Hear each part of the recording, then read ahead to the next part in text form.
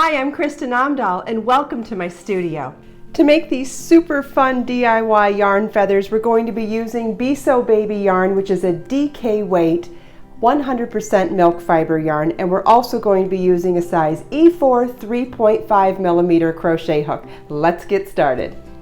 For the crochet feather, we're going to start by tying some yarn to our crochet hook. For this feather, I'm using Be So Baby yarn in color Violet, using my E4 3.5 millimeter crochet hook. I'm going to chain 18 for the spine of the feather and 8 for the loop. Total is 26 chains. Make sure you leave a long tail at the bottom so we can blend this in with our feathers. Okay, so we've got 26 chains. You want to count back to the 9th chain from your hook, which means we don't count the loop on our hook. That's our working loop. We're going to count back 9, meaning skipping the first 8. 1, 2, 3, 4, 5, 6, 7, 8, and then here's the 9th one. We're going to slip stitch into that 9th chain from our hook, yarn over, pull through the chain and the loop on our hook, and we want to repeat that all the way down, slip stitching into each chain until we get all the way back to the beginning of the chain.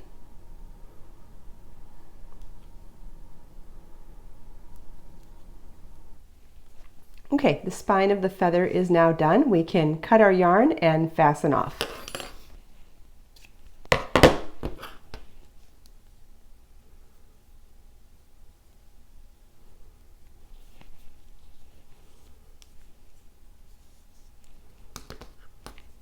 Now you'll notice that we have a line of stitches on one side and a line of stitches on the other. We're going to be working into both lines of those with our fringe. So what I mean by fringe is we're going to cut pieces of yarn equal lengths, and you just want to take anything that will give you the size that you need. I'm going to use this little frame that I have in my office, but you can use anything you like. Some people like to do it around their hand like this, but I find that although those lengths are really great for a feather, they're actually really small for working with. So I prefer to make mine a little extra long. So I'm going to go for about 6 or 8 inches. Because we have 18 slip stitches on each side of our feather, I need a total of 36 fringes for this. So we've got 5 so far.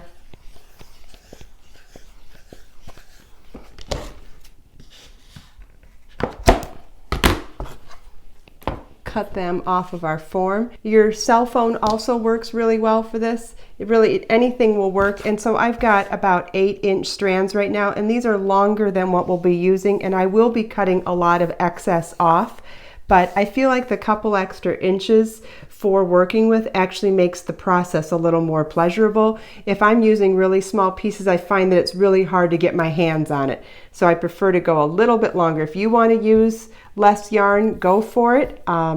This just works better for me, because what I'm going to show you is how I can attach fringe with one hand this way. So you want to face your stem consistently throughout, adding your fringe on one side.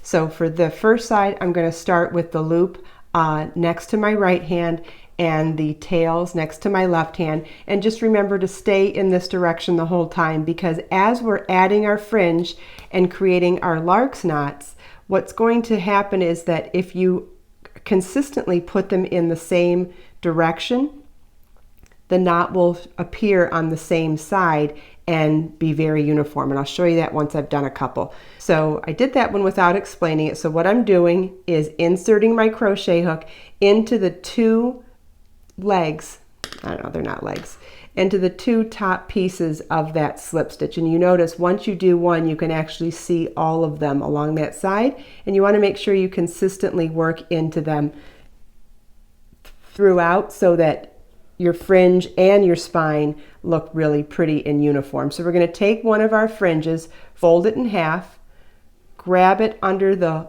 hook of the crochet hook and pull through. Then with our crochet hook, pull both tails of it through that loop we just created. Okay, and because we're working these consistently with the stem or the spine in the same direction, our lark's head knots are going to look even. Note they look different on both sides. There's a front and back to them. So as long as you're working in the same direction, they'll look uniform along the side. So we'll do that again. We're going to insert our crochet hook into the next slip stitch, which it looks like a V almost. There's 2 pieces of yarn to it. Insert your crochet hook, grab another piece of fringe, fold it in half, hook it under the crochet hook, pull it through. Notice how I'm grabbing onto the fringe with this hand to hold my body of work, and because of the extra length that I used in my fringe, I'm actually able to hang on to them still while doing all of this. And that is the key to making this a really simple project, is having that extra length so that I can hang on to it and just simply wrap my crochet hook around the fringe and pull it through. When they were smaller pieces, I felt like I had to stop and make this a multi-step process, whereas with that couple extra inches of length to my fringe, I'm able to do it in one step.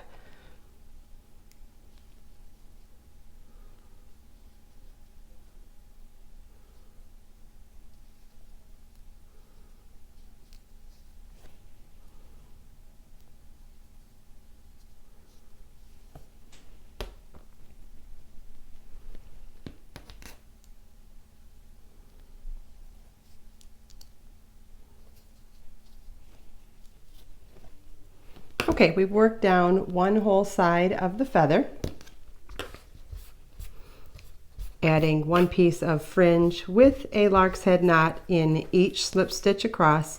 And in order to keep the heads of our lark's head knots facing the same direction, you want to make sure that you start the other side from the opposite end. So we started from the loop on this one. We want to start the second side from the tail side. If we started it on this side, our heads would be in the opposite direction. And depending on what look you're going for, like I always say, there's no wrong way to be creative. It just helps to know the rules before you know which ones you want to break, right? So knowing what you're looking at and why helps you to determine how you want to make this your own. And I want my heads of my lark's head knots to be uniform on the same side. So in order to keep this look on this side and this look on both sides of this side, I'm going to start my knots from the tail side. So I'll show you what I mean. I'm going to grab another piece of fringe, fold it in half, insert my crochet hook into the other opposite side of the first slip stitch, pull up the loop, grab the 2 ends of my fringe tail and pull them through. And you can see the knot looks identical on both sides now. So we'll insert our crochet hook into each slip stitch across and finish the second side of our feather.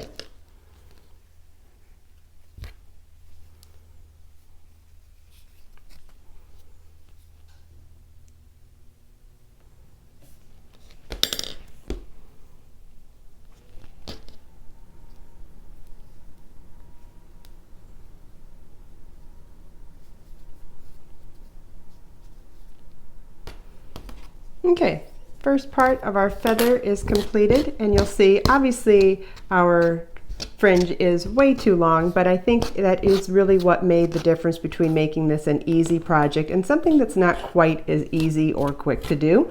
So before we start trimming this though, and if you like your feather looking like this, that is perfectly fine, but I think it's really special to brush out the plies of the yarn so that it actually looks very much ethereal and very much feather-like, because all of these plies, when you brush them out, they come untwisted and it just looks a lot lighter.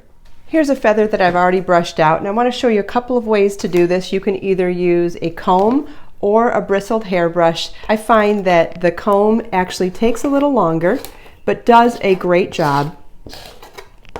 So I'll do this side with the comb.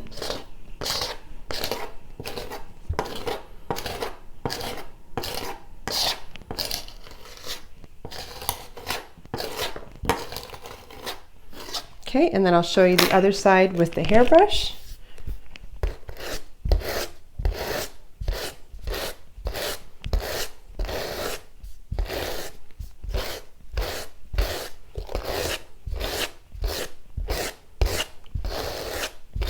Notice how they're curling up a little bit. I think it's just because the yarn has been twisted in that position for so long. So what I did to flatten this one out over here is I sprayed it down with a little water as I carefully brushed it out flat, and as it dries, it will dry into a flatter state. So the only thing left to do is to trim. So we're going to start at the bottom and start at a point and working at an angle at the bottom here. And as we get a little closer to the top, come a little more straight. You could do this with rotary cutters too on a mat, and that would give you a very, very easy way to do it, but not everybody has tools like that at home, so I want to show you how you can do this with a pair of sharp scissors too. Dull scissors will not be fun for this. There you have a beautiful crochet feather. How cute is that? For those of you that don't know me, I am an author, designer, entrepreneur, single mom, and a teacher. I hand dye and sell many beautiful yarns. I'm the author of dozens of crafting books and hundreds of free patterns. Have you seen my YouTube channel? There you can find hundreds of how-to videos on knitting, crochet, crafting, cooking, DIY, jewelry making, and so much more. I also host a live stream podcast on my YouTube channel 6 days a week. You can join me live at sunrise at the beach. It's so much fun. It is called Create, Share, Inspire Podcast. I do hope you can join us. Ask me anything live. It's a lot of fun. I also have a charity, Project Kristin Cares. A portion of every sale from my brand supports survivors of domestic violence. If you have any questions, please feel free to ask.